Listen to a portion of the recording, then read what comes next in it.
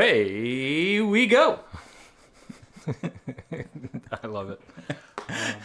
Welcome to the Real World Recovery Podcast. My name is Mitchell, My name's Brett. and we have no idea what we're doing. Yeah, not really. Not really. But the thing about it is that as I've gotten older, what I've realized, especially like getting into like the mid to late 30s, was that everyone around you who seems to know what they're doing actually don't. Yeah. And literally we're all just kind of figuring it out as we go. Like literally everybody. Yeah, 100%. And it's kind of wild to me. 100%. Yeah, it makes me respect authority even less. Yeah. Or well, I mean, it makes me respect them. It makes me respect the position just at face value less. Mm-hmm. Once I get to know somebody, if I feel like They are an authority, actually. if they've earned it, Yeah. then Yeah. absolutely. Yeah, like I'm gonna listen to scientists. But I mean, it's made me more skeptical, Yeah. and like by actually having that kind of inherent skepticism of like, do you actually know what you're talking about? Yeah, right. And Especially when it comes to middle management. or well, yeah, but I mean anybody for that matter, like Sure. it, doing a little bit of due diligence and doing a little bit of research of my own to It goes a long way. Yeah. And not just watching YouTube videos like ours. yeah I mean be skeptical of art too. We don't know. Yeah. I mean, yeah, just to clear that up, we don't know. Yeah. How was your week?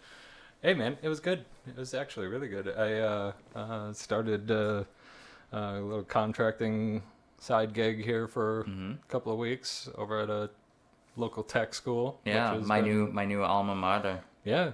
I'm officially, as of today, enrolled as a full-time student. Yeah, there, so. I'm helping them move some equipment from one building to another so they can remodel while everybody's on holiday break. So Sweet. yeah, Well, that sounds fun. it's so easy. Yeah. What a change from sitting literally Right here. Our studio is my repurposed home office from the previous job. Yeah, right. So yeah.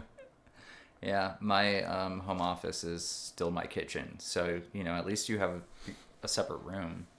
True. Yeah. So you got that going for I mean, it's also my shirt closet and overstock for our paper towels and toilet paper. And you. Yeah, but I mean, they had to go somewhere.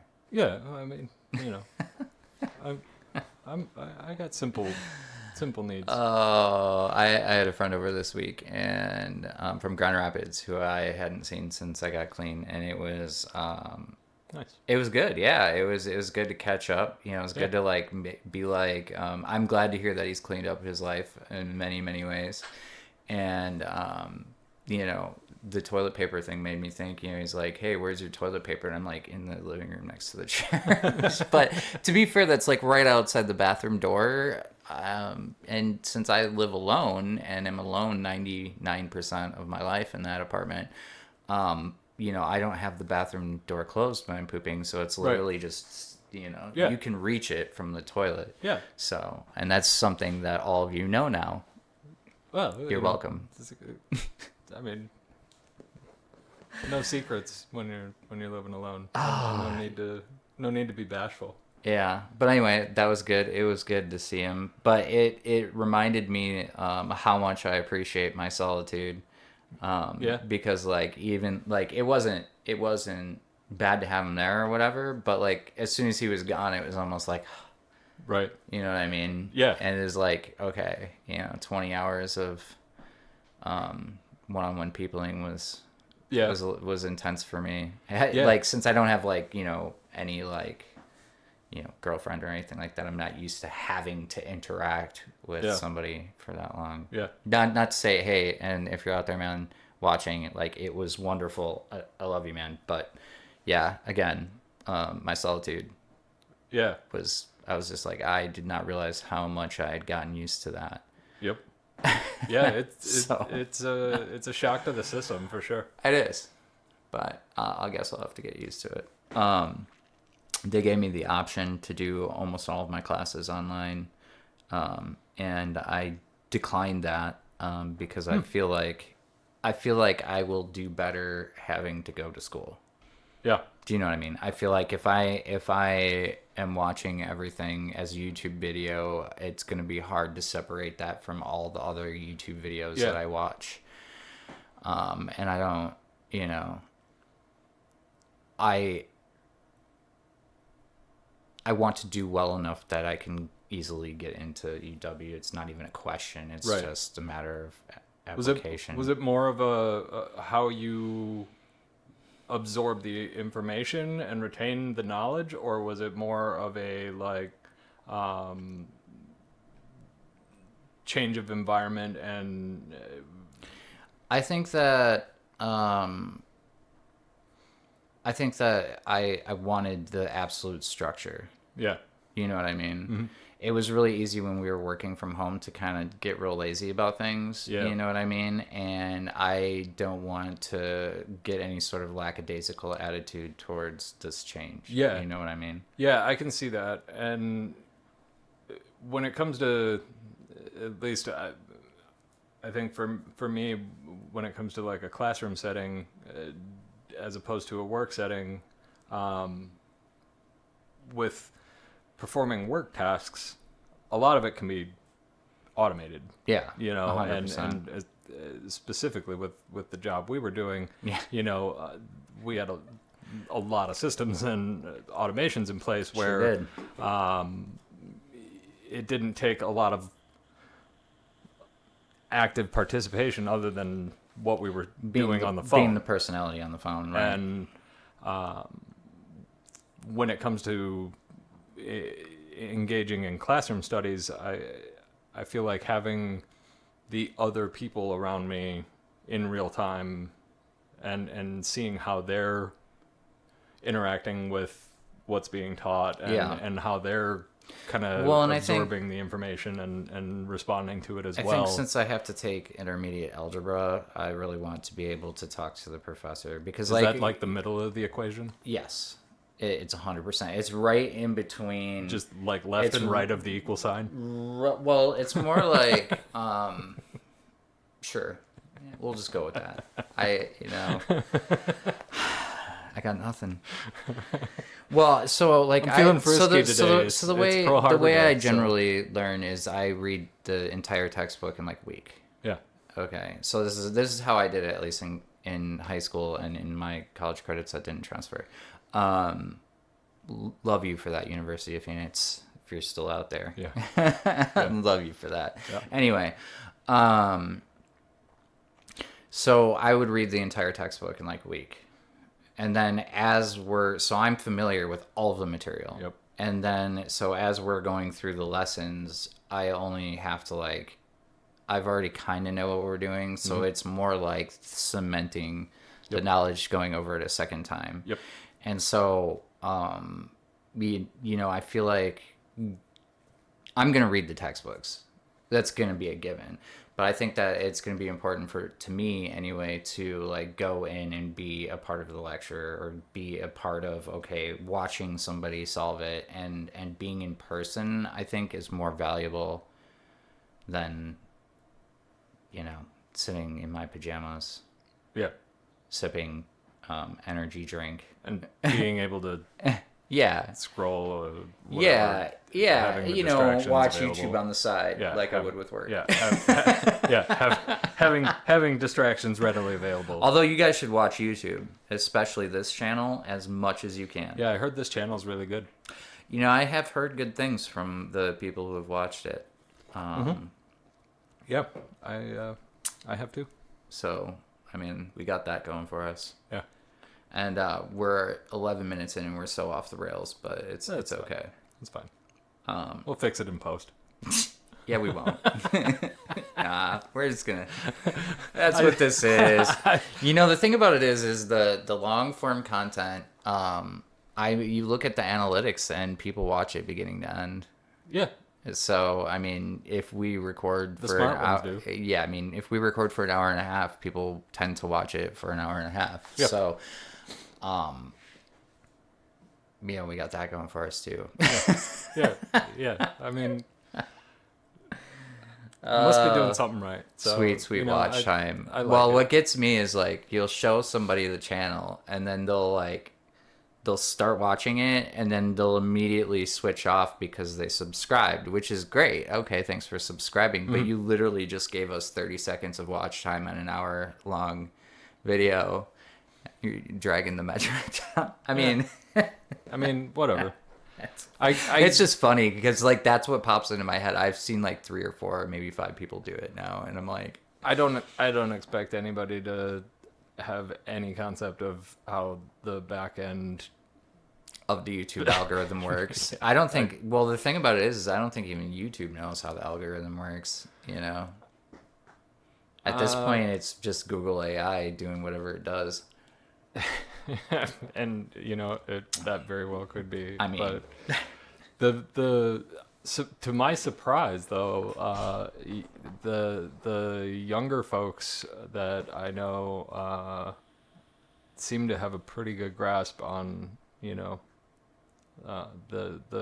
way these algorithms are kind of trying to shift the content that they're seeing. I heard actually something interesting said on one of the other podcasts that I listened to. They said you're either above the algorithm or below it these days, and meaning either you're aware of what it's doing to you or you're not. And the younger folks definitely are aware and are able to play that game, and it's the older folks that. Well, I mean, for us, when it comes to YouTube, I think our consistent shorts upload is going to be the biggest thing in the long run. Our consistent, scheduled uploading, like doing this on Saturdays and the Friday. Consistency's key with anything, man. Speaking of consistency, I will not be putting out an interview tomorrow as much as I wanted to. I had 2 canceled due to illness, which, sorry guys, I'm sorry you were sick. So hopefully those get rescheduled, and then I have one scheduled for tomorrow. Right on. Because that was the first time he could fit it into his work schedule. So the thing about recording it tomorrow and releasing it tomorrow is that's going to be rough with that much editing that goes into that. So so it might be another week, guys. I'm sorry. After that, I'll try to keep it bi-weekly. I'll do my best. But yeah. That's how it goes. I mean, That's how it goes. how she goes. Yeah. Way she goes. Way she goes. It's all good. The way she goes, Ricky. Way she goes, Ricky. Way she goes. Oh, what were we going to talk about? You tell me, man. You're driving this week. It's my birthday. Okay. So yeah. Oh, that's right. Yeah. Happy birthday. I get to. Yeah. Hands off the wheel. Yeah. I get to. So do a little less than normal. So, yeah, he hits me up. He's like, hey, how about you take the reins this week? And I didn't link it to your birthday until you just told me that's what it was about. Yeah. But, yeah, so I was like, we should talk about fear and what scares us, and how we deal with that. But as I was thinking about, like, how we should talk about this, that's why I wore my kitten's shirt today. They're terrifying. Yeah. I mean, well, I figured I'd wear something that wasn't scary. just think though, like if you were dead and they were locked in a room with you, you would get eaten. Nah. Not these cute little. Even with that shirt. Not these little cuties. Cats are murder machines. Nah. Oh man, we're gonna have to beep that. Not mine. And now we're past 10 minutes. That should be okay. Anyway, So it got me thinking, and one of the things that I champion and what got me to actually like start my recovery journey is the REBT and smart recovery. And In case they weren't watching the first like episode or whatever when we talked about it. I mean, or any episode after, because I feel like I talk about it a lot. But yeah, so rational emotive behavioral therapy, and SMART is self management and recovery training. And a lot of what it is it's based on Albert Ellis's ideas about rationality versus irrationality. And as I was thinking about fear and anxiety, that's what we're talking about. Like, what is the difference between real fear and anxiety? And, at what point does the switch flip from, okay, this is making me anxious to, oh shit, I'm scared. This is gonna be mad, like crazy. And, how much of that is rational? How much of it is irrational? And for me personally, in my recovery, understanding the difference and addressing it as such has made so much difference in my life. I mean, it made it so I don't have to take Zoloft anymore. You know what I mean? Yeah. I still get anxiety, don't get me wrong, and there are things that seriously still scare me, but it's not crippling Yeah. like it used to be. Because if it's irrational, I can separate that and be like, okay, now what is it about this, that's really irking me? I mean, what do you think the difference for you personally is the difference between like anxiety and fear? So I guess for me, anxiety always seems to manifest as some sort of like physical feeling. I can feel anxiety, like whether it's jaw clenching or shoulders tightening or there's some sort of physical manifestation of anxiety, like my knee starts bouncing, or I can't sit still, or I'm not sleeping well, or there's always some sort of like Gnawing sensation. there's some sort of physical component to it, whereas fear is almost always exclusively psychological. It's just like the gears just are turning, it's almost always just in my head. And I think that's probably the biggest delineation for how I experience the two.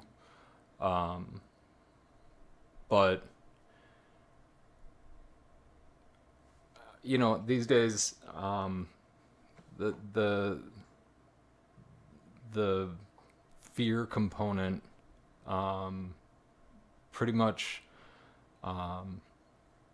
shows up in ways of like that inner voice trying to like talk me out of doing anything. Right. Like it's trying to convince me that inaction is better than Right. action. Because if you try to do it, then it's just not going to work out anyway. Yeah. It's not so much like like there's a monster under my bed. Sure. Like that type of fear. It's more so not wanting to take the leap up to start a podcast. Right. Or which was a little scary. or don't quit that job because how are you going to pay your bills, or Right. like those Yeah. kind of things. But the anxiety component is, I guess, the trickier of the two. Like that seems to be the one that throughout my adult life especially has always been a little bit better camouflaged. and only recently have I really started to be able to like identify it Right. sooner. And now that I've been able to start recognizing when those physical components and when those physical symptoms start kind of coming on, and I can recognize what's I'm getting anxiety. Right. Like, why am I getting anxiety? Like, what is there to be anxious about? You know, and then I can start to like rewind the tape a little bit. Like, Right. okay, where were my thoughts sending me down? Like, What got me worried about whatever it is that what I'm. hypothetical, scenario was I playing out in my head that had me getting anxious? So let me ask you this real quick. Do you think that anxiety is the manifestation of irrational fear? Um, I, I don't know about it necessarily being an irrational fear. I think that anxiety is basically, for me anyway, like I think what it is allowing myself to kind of get caught up in a planning or necessary like thinking about possible outcomes. Sure. Like I think that's healthy. Like being completely surprised by everything in life Right. is not a good way to live. And so, But to the other end of the spectrum, it's also not healthy to overanalyze. but to every never be single- present Yeah. in what's currently happening in my life Sure. is also very unhealthy. And so, if I'm always living in hypothetical land, Yeah. then yes, I'm very much anxious because then I think that's where that loss of being present is where my anxiety is coming from, because then I'm being overwhelmed by what currently is. Right, because you're so worried about what could be. Yeah, I'm drifting off somewhere else in my mind, planning and thinking and all of this, and so physically I'm overwhelmed with where I'm at, and and I think the other way around for fear, I'm so present in the moment, and then Now you can't think about the future. and then when I do, it's like I'm incapable of action. Sure. And so, but when I find that balance, I think that's where I'm trying to get to. So Marcus Aurelius has a very good quote. Bet he does. He says, "Today I discarded my anxiety," and then he corrects himself. He says, he says, "Today I escaped my anxiety," or rather, I discarded it because it was inside of me the whole time. Where he realizes that he is the common factor. The reason. Yeah. He's the common factor in all of the anxiety that he's had. It is interesting. I would agree that anxiety is definitely more physical than it is mental. I mean, maybe. I don't know. For me, like, I don't know how I equate the two, honestly. Like, I mean, I think it's all mental. I think that that's how I differentiate it as far as like when one or the other is happening. okay, like which one is the presents prevalent? the Sure. anxiety presents more physical symptoms for me. Yeah. Fear just kind of is inaction for me. So let me ask you this. So, do you think that escaping fear or anxiety was more of a driving force in your addiction? Um, that's yeah. That I think I was definitely like addressing the physical symptoms of the anxiety. Mm-hmm. You know, it was always um, that that hyperactivity, that you know, not comfortable in my own skin, Yeah. Oh yeah. and not wanting to sit with my feelings, not wanting to be by myself. You know, and a lot of that was just being extremely anxious. And Mm. so, how better to do that than, you know, go be the life of the party somewhere and Right. Yeah. you know, like go entertain a bunch of people and act like an idiot and forget everything for a while. You Yeah. know, and I Oh, I do think know. that inhibitions are out the window, which like, It's hard to be anxious if you have inhibitions. and it's also If you have like, no inhibitions. and like fear is, pretty much dissipates. Mm-hmm. Like like the inhibition is gone Mm-hmm. at that point, and so like, you know, it was hard to be afraid of anything. You know, it's hard to have fear when At least at like, first.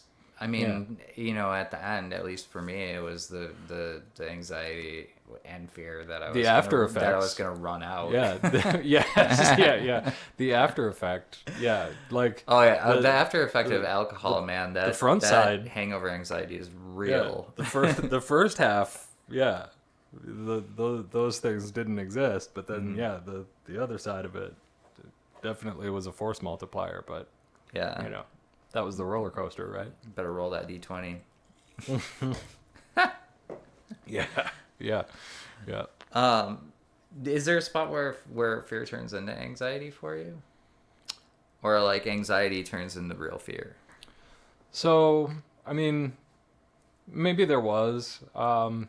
These days, you know, there's. Um, I mean, I like to use a little bit of a kind of um, mindfulness trick where I like to think of fear specifically. Like I think of when I start feeling that, I picture the part of my brain that is having fear, Mm-hmm. and I just visualize it as a part of my brain that's experiencing that, and then That's wild. and then I just allow it to be, and So you like kind of remove yourself from it right by like then observing it then from the a outside. part of my brain is experiencing fear, so then I'm no longer afraid. Neat. Yeah, How did you learn how to do that? a podcast. I bet. And I mean I that was the most recent. It was also you know, many years ago. Like this is a thing that comes from, you know, Zen Buddhism and things Sure. like that as well. But you know, it's something that came up again here a few months ago in a mindfulness podcast, and so. Can you guys believe it? Brett listens to mindfulness podcasts. Yeah. The Daily Stoic, maybe? Have you heard of it? Well, that one as well, but yeah, the this one is actually there's 10% happier is the name of it, and then there's the mindfulness mentor is another one, but How long generally are these podcasts that you listen to every day? they vary widely. Sometimes as short as you know, 10-12 minutes. Sometimes an hour and a half. They can be as long as so. It just depends. Okay.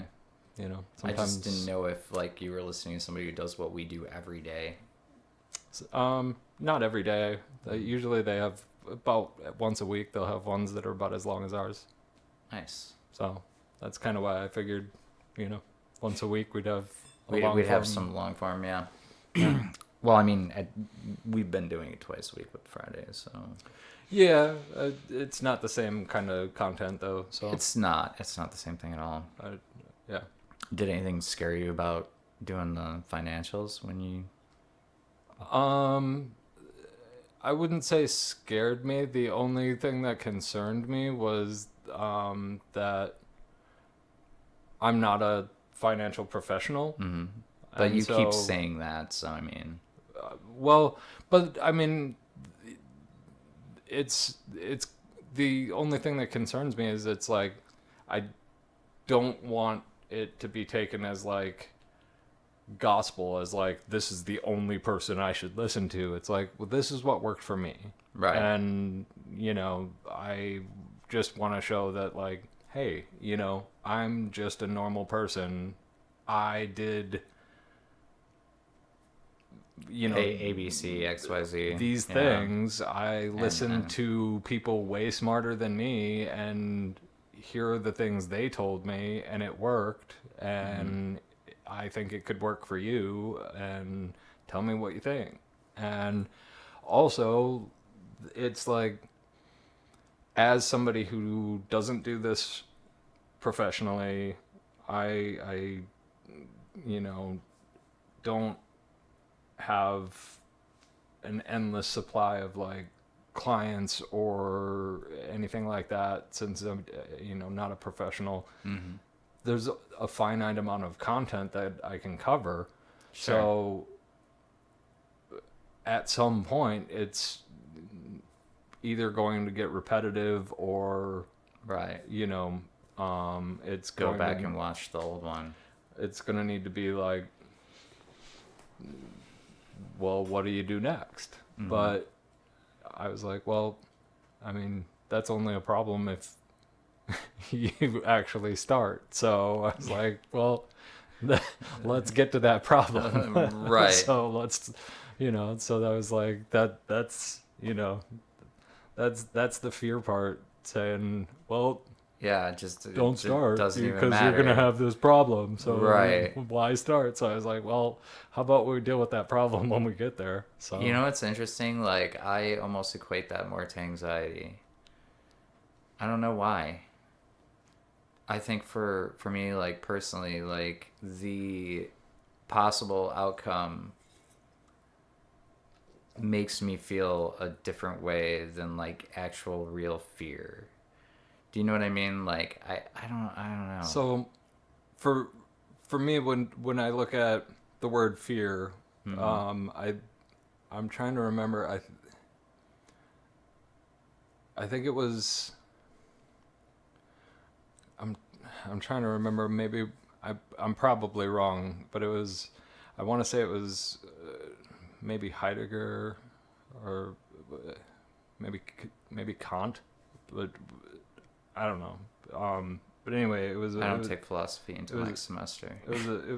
well, you'll be able to report back, but it was one of those philosophers. But they talked about the difference between fear and dread, and Okay. fear is always the fear of something. There's always a target of Mm-hmm. that fear. Like, fear has a target. Yeah. There's always a fear of something, and dread is the fear of nothing, the fear of the void. Yeah. Right? So dread is like this unnameable. And I Um, didn't put that anywhere on this sheet, but I think like dread is what I conflate with anxiety.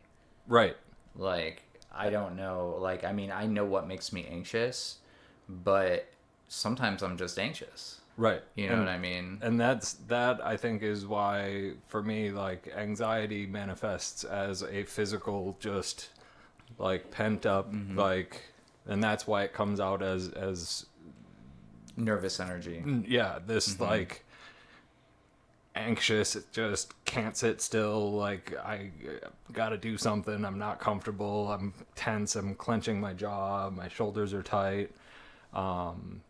Whereas fear is like it has a very specific cause or reason or direction, and why it's very like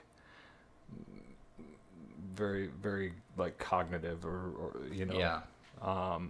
and so that's how I kind of think about the two.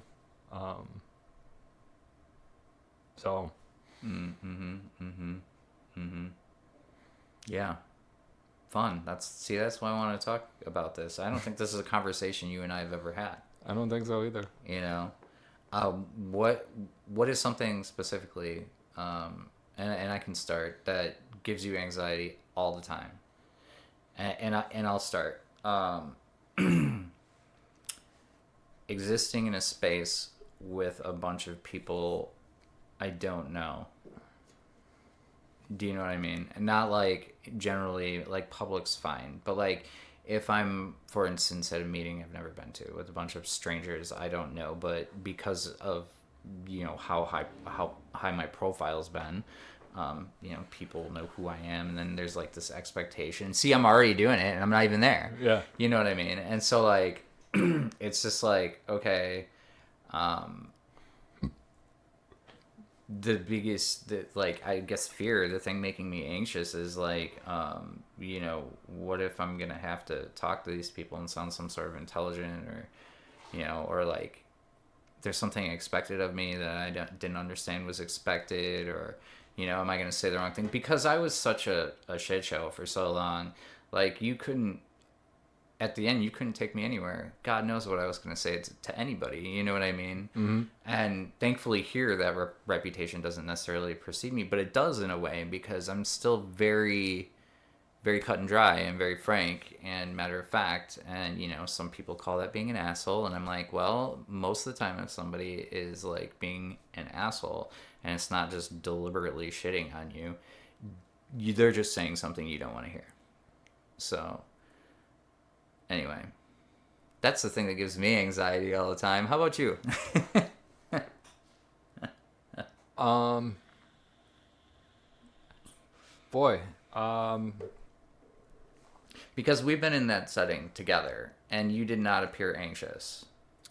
No, and I mean, I think that I've had a lot of exposure over the years, and I've developed a lot of really good masking Yeah.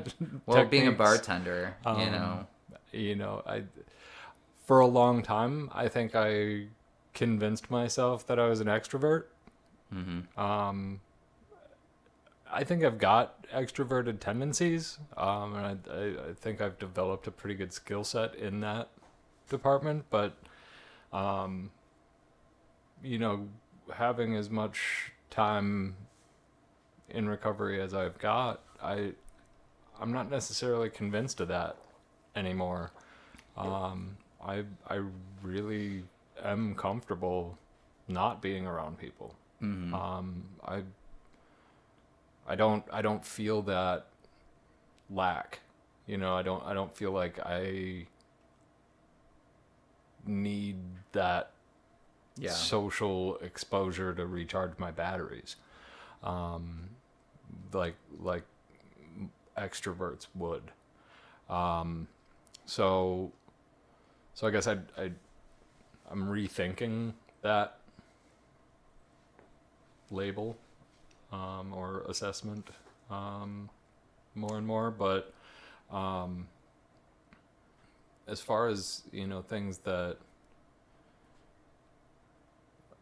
just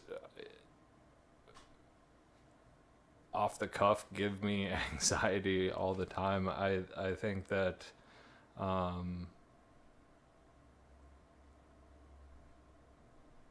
more often than not, I would say that it's having to speak to superiors at work. Oh yeah. I You're. I mean, just from an outside observer, like you were. I I You were racked for a week going into that. well, because I know that I can come off abrasive.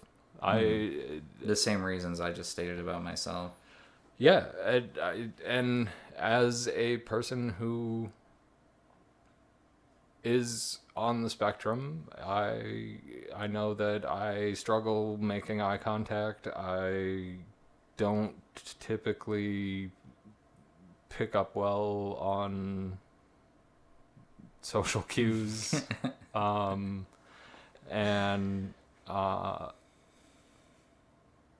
a lot of times you know, yeah, like you said, people can take things that I say as being either condescending or you know d- downright insulting, Right. and it's not intended that way. It's like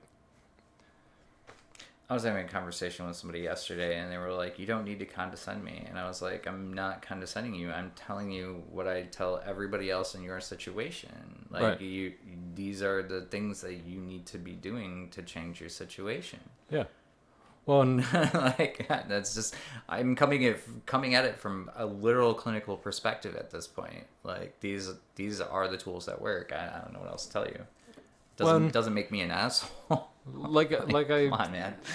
like I told folks at our last job, I would preface when I had new people come on the team, I would tell them like, hey, I'm going to tell you things very matter of factly. Hmm.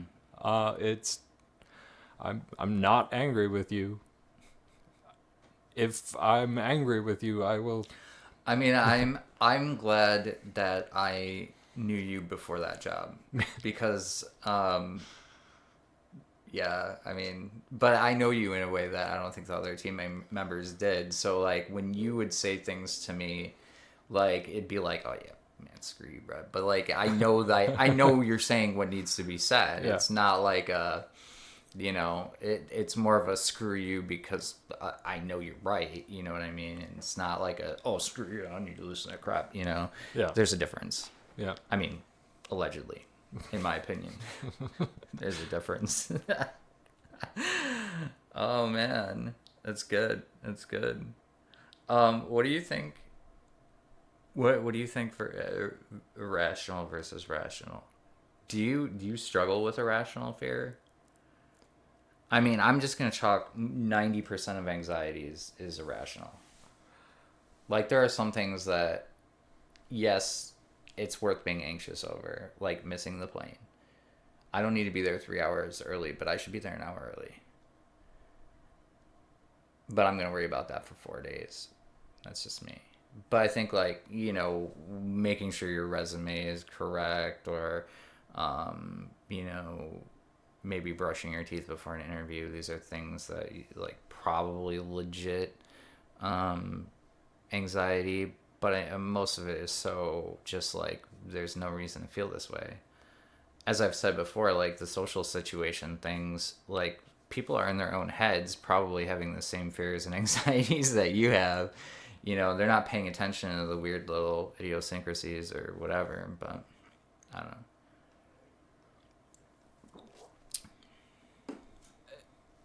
So, um, it's a strange place up in my brain, Mm-hmm. because uh, there's a constant like sub process running. I think of like and it's the they call it the default mode network in the clinical neuroscience, I think. Or, Okay.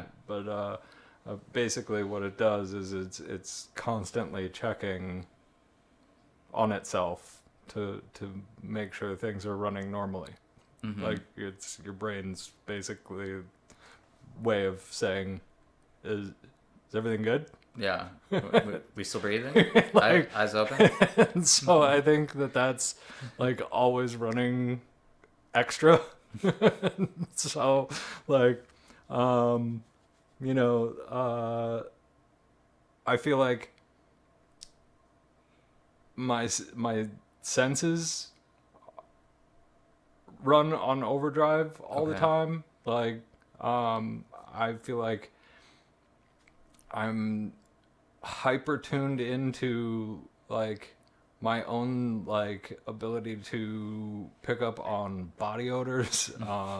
Like I'm it's weird, man. Like I get really weird about if I have to go out, I need to take a shower, I gotta brush my teeth, I gotta like have new socks on, like like like everything.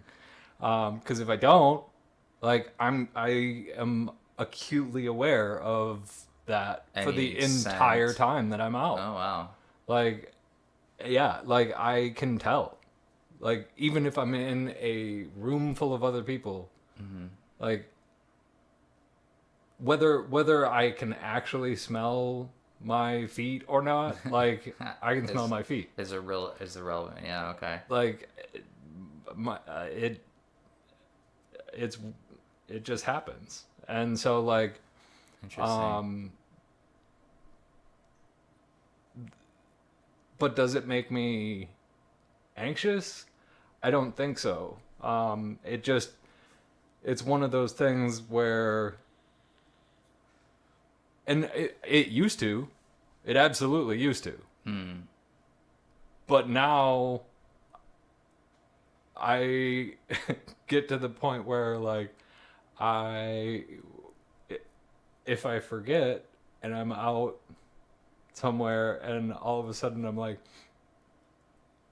oh, I forgot to put clean socks on. Okay. Yeah. And then I can just giggle at myself like, oh, yeah. I absolutely have to have clean socks, but for me it's tactile. I have a lot of really weird tactile and idiosyncrasies. Like I wash my hands constantly. It's not because like I'm scared of germs, but like if I have any amount of like sticky or my fingers don't Yeah. separate Yeah. correctly or like do you know what I mean? Yeah. And like if I wash my hands, I have to wash my mouth as well and my nose right here. Otherwise, my nose will itch, and if my hands get sticky, my nose itches.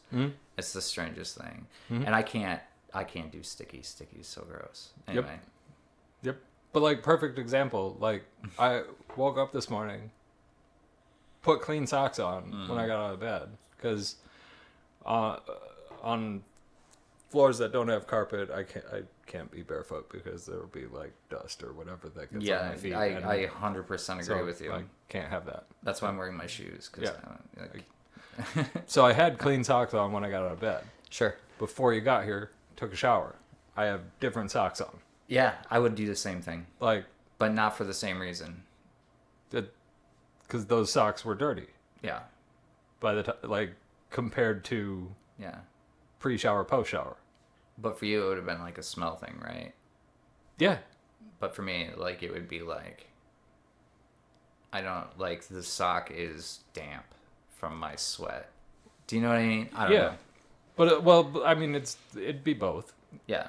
Like, but it's a combination of like it wouldn't feel like a clean sock, but it would Right. all like so so I yes. mean, I'm But- 100% with you. But like the thing is that knowing that that constant check-in is happening, it's same as recognizing that there's that part of my brain that is feeling fear, and I get to just kind of watch it do that, and I get to go, oh, there's a part of my brain that is feeling fear.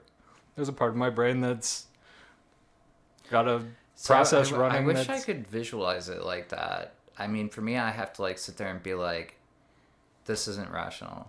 Like, it's okay to feel the way you feel, but you don't need to. You know what I mean? And I have to like talk to myself about it. Yeah. It can't be like a picture myself outside of myself. It has to be like, okay, in the moment, talking to myself in my head, Yeah. and like almost like talking myself down off of a Yeah. ledge in my head. And it's like, yeah, it's like that for me. So it's like kind of, I don't know that I can picture inside my head like that. Yeah. It's I don't know. Maybe I haven't tried. I meditated enough. You would think I could, but like when I meditate, it's like again, it's talking to myself. there's just There's some a like there's there's a just some like little sweaty sound. nerdy dude like pulling a bunch of levers like frantically I mean, typing that's kind like of like what it's like trying in to my like brain. trying to fix the code like constantly like and I checking in on him like you good in there. All right, Yeah, I'm going to lunch. Good enough. Good enough for who it's for. Is the printer gonna go off again? What the heck, man? I don't know. Maybe. Wild. I don't know. That's so crazy. Printer's checking in. We're not even halfway through this piece of paper. That's cool. I mean, do you think that we should break this up into multiple episodes? I don't know. Or, Maybe. I mean, I think we should keep talking about it. Yeah, probably. We'll make that decision in 8 minutes. Sounds good.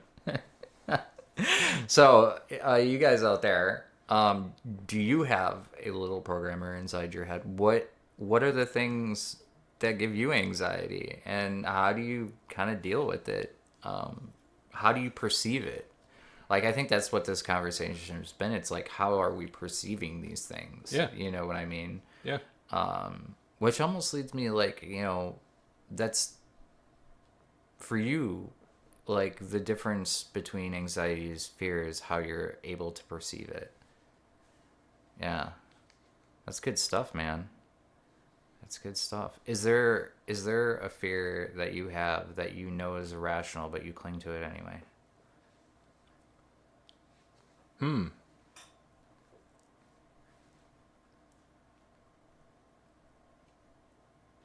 I don't know.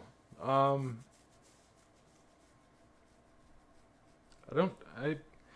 don't know that I do.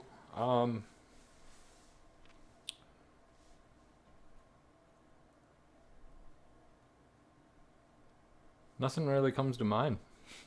That's lucky. Yeah, I think so. Off the top of your head, can you tell me what one is that is mine that it's gonna come first out of my mouth?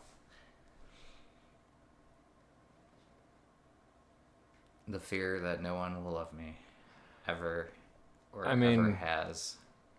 I mean, I think you know that that's. Yeah, and I know it's irrational. That's exactly what I'm saying. That's why it's the example. That's like But when I was writing down on this piece of paper. That was like, and I went irrational beliefs, But like- irrational fears. But I mean, I think you not only know that that's irrational, I think you know that it's like out of the gate not true. Yes, but Like I cannot stop feeling that way about it. But like, don't you think it's insulting to people that do love you? Well, Because there are people that love you. then how do I fix it? I mean, what's your definition of fix it? I mean, so like that's what I'm saying. What I'm trying to talk about, and when I say irrational fears, is like that is like you said, it's patently false. It's like being scared that you'll never poop again. You will, because even if it's not until you die, when you die, your bowels will release. You know what I mean? Like it's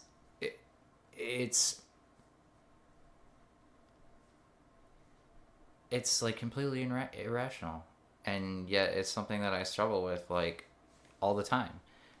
But I guess my question is like, in order to fix it, like you first need to define what fixed looks like. Well, not feeling that way would be a good start. Sure.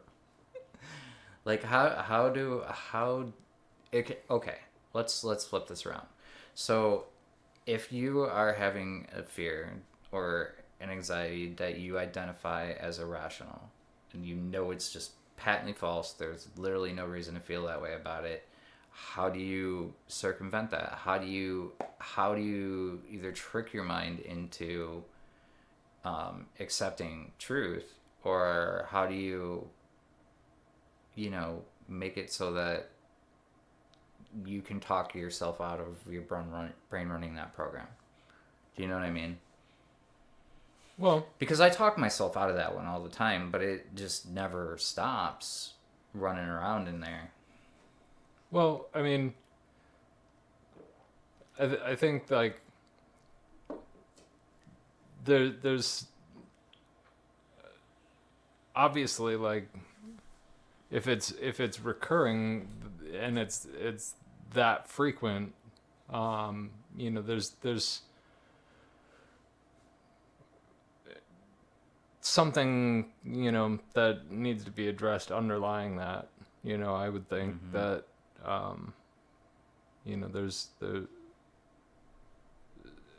and um, Do you think that it might come down to like the belief that you're never good enough or I'm never good enough? You know what I mean? Like that, like holding that onto that core self deprecation. Do you think it comes well, from that maybe? I'm it could,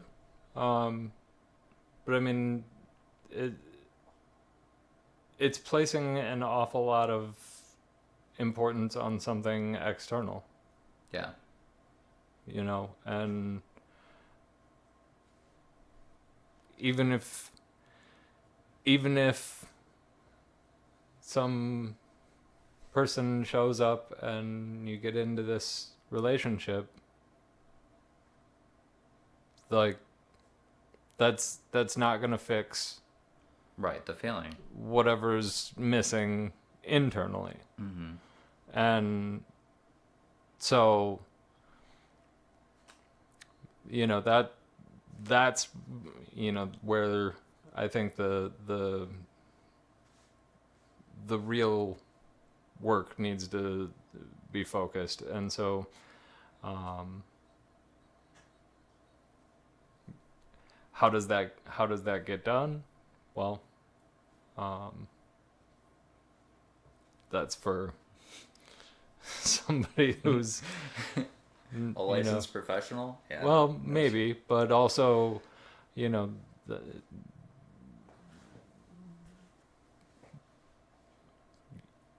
I would say that's for a conversation I just have to keep having with myself. yeah, um and I would recommend doing some reading of some Stoics. So I I mean, can make you would some. recommend that either way. I would, but I could point you in the direction of specifically some. Well, you still haven't sent me home with a book, so you have no one but yourself to blame. Well, I almost said that with a straight face. Oh my gosh. Um, so you just don't have irrational fear. I mean, it. The thing about it is that like, you know, uh, I think that it only becomes irrational if it becomes disproportionate. Like we're it it, it it's okay to think about possible outcomes. Mm-hmm. There's no harm in thinking about those things, but it's when we start like living there and getting like letting it like affect our emotions, Right. and then letting those emotions make decisions for us. Mm-hmm. That's when it starts to become a problem. Um, like I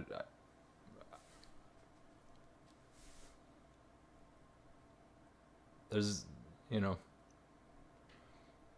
not really like, at least in my view, there's not any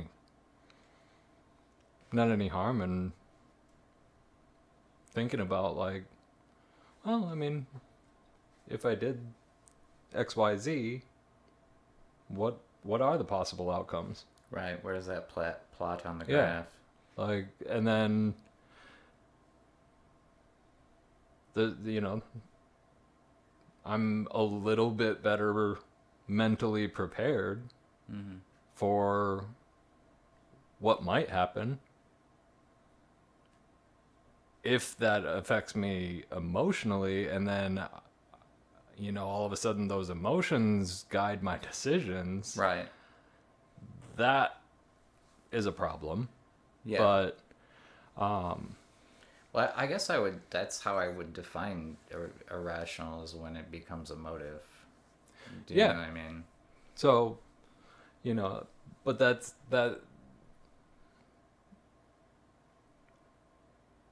that's it affects emotive decision making. yeah. Yeah. So I mean, it's a it you know it it's a fine line. Yeah. Like, so um there's like, it's like saying, is it okay to be afraid of dying? Mm-hmm. Oh, Like, we'll get there. like I don't think so. Like, I think it's I don't think it's I think it's fine to like accept death and be to embrace that idea. Like, like I we're all gonna, Right. and as a matter of fact, like, that brings a certain freedom and should kind of like make things a little bit easier to kind of free up like decisions between now and then. Mm-hmm. Like, knowing and embracing the fact that, yeah, I'm mortal. Right. So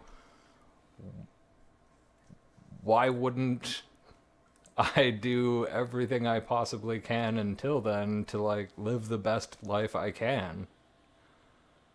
Like, you know, So are you saying that the fear of death is irrational? yeah. I mean, I would tend to agree. That's Like, I was just curious if that's where you were going with that. but like, but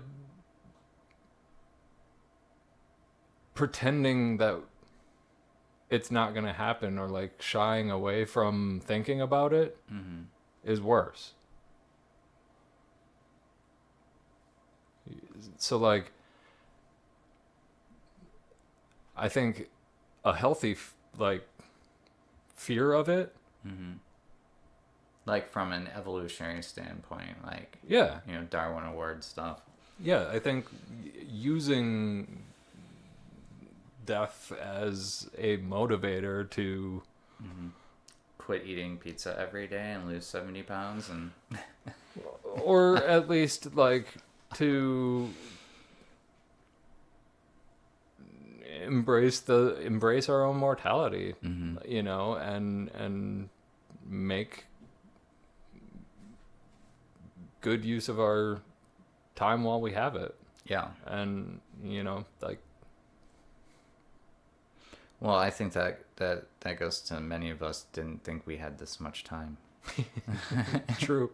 Well, and I most of didn't. us didn't. Yeah, I mean that's very fair. So, and because of that, all the more reason to, when you wake up in the morning, be like, hey, this is a bonus. We're in overtime, baby. Yeah, I got extra time. Yeah, I just wish I wasn't playing Ohio State. Well, Big Ten joke for those of you out there. I hear Michigan beat them for like the third or fourth year in a row, so that's a thing. oh, Yeah, that's a big deal from where I'm from. Yeah. sports, baby. Yeah. That's why I have that hat. Yeah. Well, and that's, anxiety is the reason why I quit watching sports, I, as you know, enjoy going and seeing it in person, but watching it on the TV and like having so much emotionally invested into something I have zero control over whatsoever, like, is just like, what am I doing here? Why am I actually enjoying this, or is this just giving me a reason to have high blood pressure and become upset? I don't know. It was like a really good excuse to drink because either you're celebrating the win or you're drinking away the loss. It was just another. I never needed a reason. Yeah, but I mean, you like to assign one so that you feel less shitty about it. Yeah. You know what I mean? Yeah. Um, man, I got some more questions on here. What is a rational fear that you have?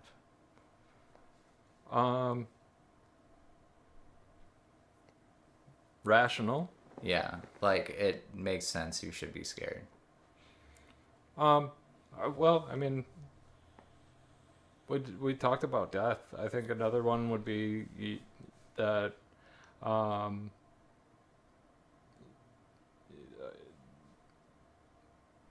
I think another healthy one is that, I think that it's important or healthy to fear or at least be motivated by the desire to, do my best to, be able to, Be the best version of yourself. yeah, and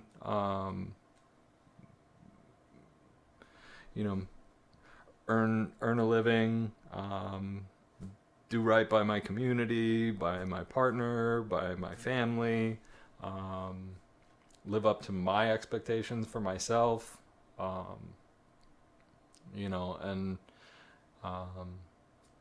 I guess Do you think though that it's fear that keeps you in line for doing those things? um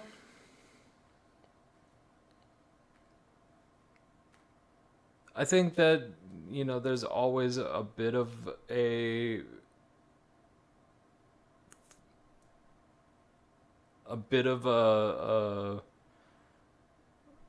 healthy fear that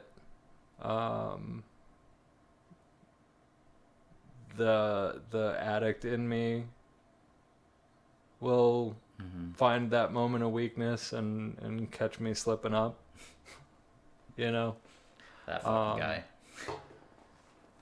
So, I think that there's that cautious optimism, but I think there's that healthy fear of not being vigilant. Yeah. About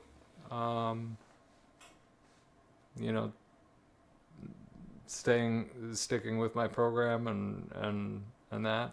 So, that I think is always there. But Um, I think there's always a bit of a fear of um,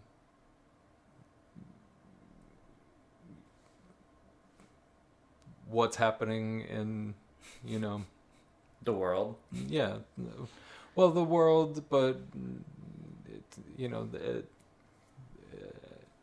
on a, I guess, the world on a more specifically though, like my immediate community, Mm. you know, the world,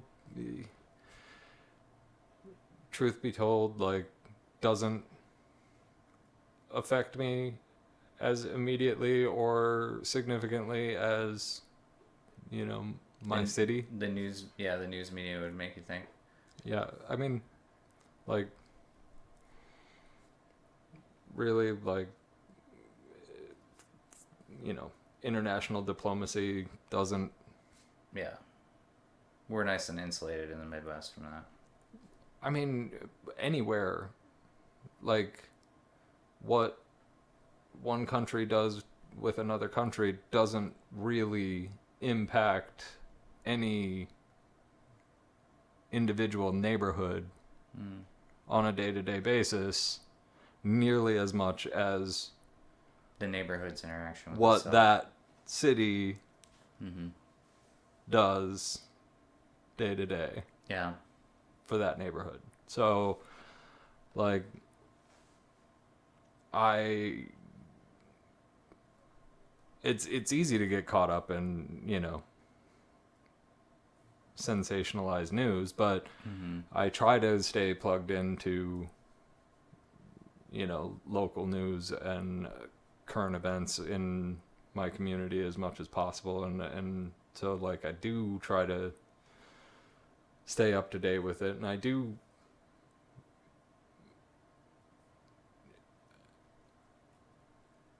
worry. You know, I do have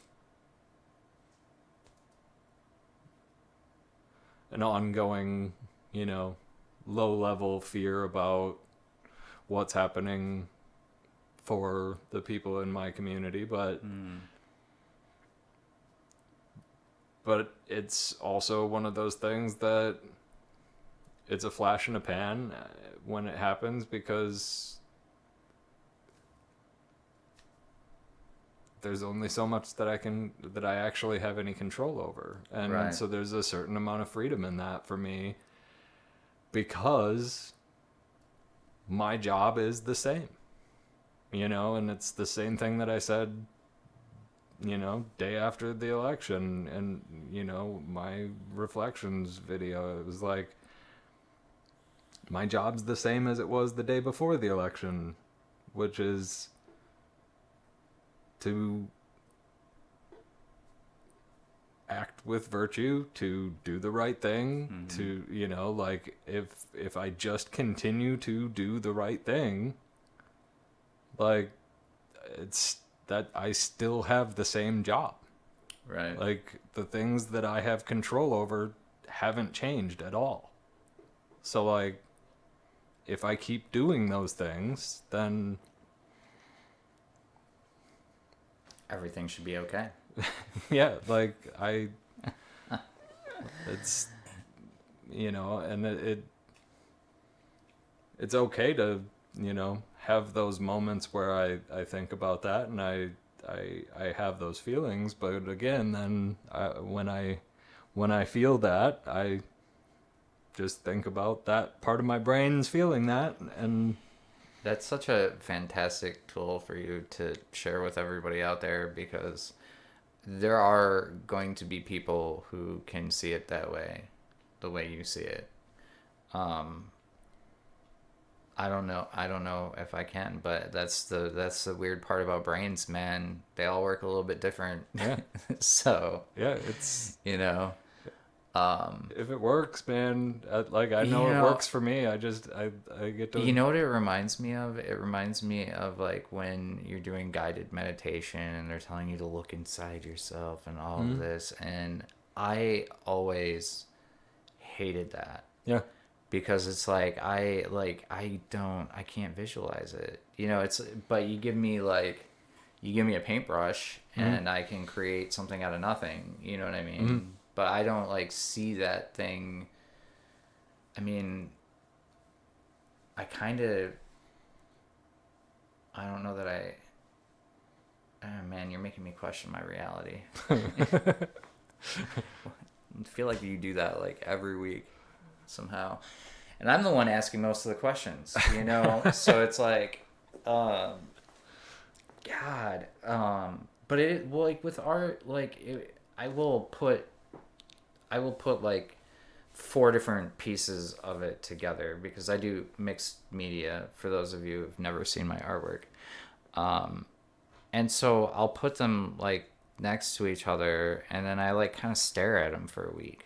I Mm-hmm. kind of put everything like, and so it's just like every time I go by it, like, and then eventually something just clicks, and it's like, okay, I know exactly how to do that, and I don't know that I see it. It just all of a sudden it visually makes sense to me. Yeah. Do you know what I mean? And so I don't like necessarily have it pictured in my head, but I know what I want it to look like. Mm-hmm. Do you know what I mean? And so then I mess with it endlessly until I'm like, okay, that's it. Yeah. Do you know what I mean? Yeah. So, which is odd because, like, with music, I like it to be, sure, I've practiced a million sets in my life, but I very much prefer to mix just straight away, like whatever I'm feeling next. You know what I mean? Mm-hmm. I feel that it's the more organic that process is, the better. The more abstract it is, the better. Um, Not to say my art isn't abstract, but it's conceptually abstract, not actually abstract. Right. Um, I don't know how I got there. I'm always scared that nobody's gonna like my art, but then it doesn't matter because I'm putting it on my fucking wall. Yeah. You know what I mean? Yeah. Like I like it, and that's good enough. And like really, that's the way everybody. I preach a lot that I've worked really hard on liking, loving myself, even, and to your point, that should be what matters in my argument over whether or not anybody else loves me. It doesn't matter, right? Yeah. So, um, it's just gonna unendingly frustrate me until one day it doesn't. Just like everything else, just one day the rubber band will break and I'll be free of that misery, just like so many other things Yeah. that have gone by the wayside. I don't know. We're at an hour 20. I think that might be a good episode. Like the last thing I wanted to talk about were tools and how we recognized everything, but I feel like we kind of already touched on all that. Okay. I mean, and is there anything that you would like to add to the topic of fear? I feel like we did a pretty good job for a one-off. Yeah. Are you afraid it's too short? See what I did there? I do. I like it. No, I mean, I think, yeah, I think, it's a lot of it is just kind of recognizing that it's happening, and that's where that's what it took me a long time to get to, and another thing that really helped, and this I think is one of the ones that I learned a long time ago, came from a lot of the Eastern religion stuff, was just kind of a thing that you can say to yourself, and it's just kind of a centering thing, when things start to get overwhelming, or is just kind of a grounding technique, or a mindfulness thing, is just telling yourself you start the sentence with right now. So right now, I am, and then just tell yourself what you're doing. So like, right now, I'm sitting down talking to Mitchell. Yeah. Yeah. And whatever it is you're doing, you just, right now, I am whatever. To bring yourself back to front and center. Because then you can cut out all the other noise and say, this is what I'm doing right now. Sure. Like, this is all I'm focusing on right now. This is all that's important right now. This is the only thing that matters right now. And then if that fear's still there, you can be like, oh yeah, that guy's over here still too. But like right now, I am making a cup of coffee. And fear guy's over here worrying about that. He's pretty cool. And anxiety guy's typing away over here. He's still trying to figure out the code, but right now I am making coffee, you know. And like that's kind of what I pulled together as far as like how I was able to start separating those out. Is like I Right. was doing this. Fear was over here. Anxiety was over here. So I think like over the years, my tendency has been to just dissociate from it. So I don't know, is that the opposite of, of being present, to just be like somewhere else entirely and just let that run the show? Because like that was a big part of my issues over the years. I still find myself doing it sometimes. I mean, like I noticed myself. I didn't realize that I do this, but at our last meeting, I was doing this, and I didn't even realize that like I'm doing intentional grounding techniques. Yeah. And I didn't even realize I'd been doing that for probably years without even being aware that I'm doing it. It just dawned on me. Anyway. Yeah. Well, I mean, what is it? The TMJ? Is that? Yeah, I think, and then like down or something. This one right on the collarbone. Yeah. Can help. But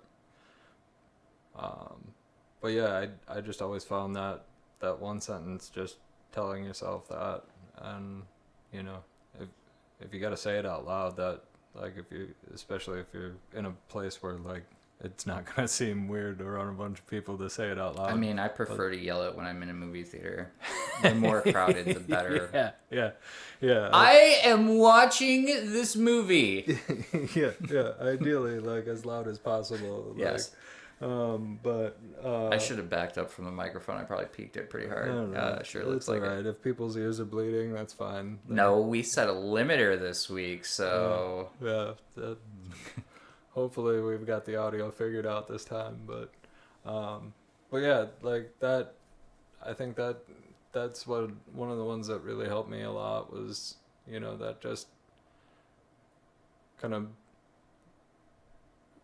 that quick little reminder, and then whatever else is happening, you know, I could build from there. So I don't know. I think it's some more sound advice. Yeah. Yeah.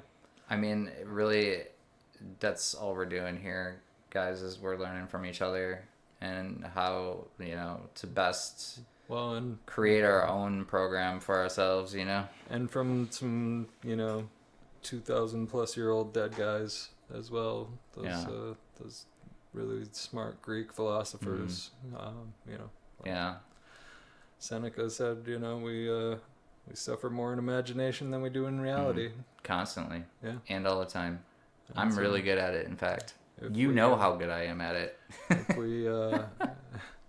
if we suffer before the suffering, then we suffer twice.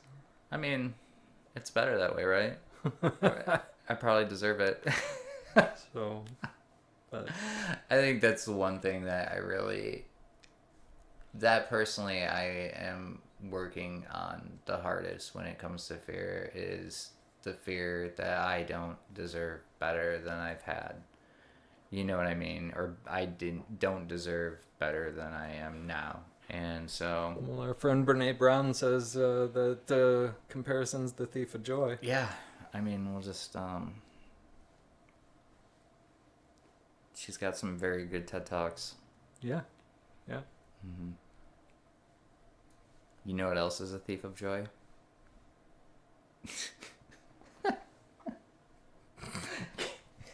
Never mind. I can't even do it with a straight face. Never mind. You're welcome, guys. You're welcome for that moment. That moment right there, that was a thief of joy. Yeah, nailed it. And that was a just classic example of my anxiety going. Yeah, you nailed it. I know. Well, I may as well exemplify it before we go. You know. Yeah, why not? All right. Well, what do you have coming up this week?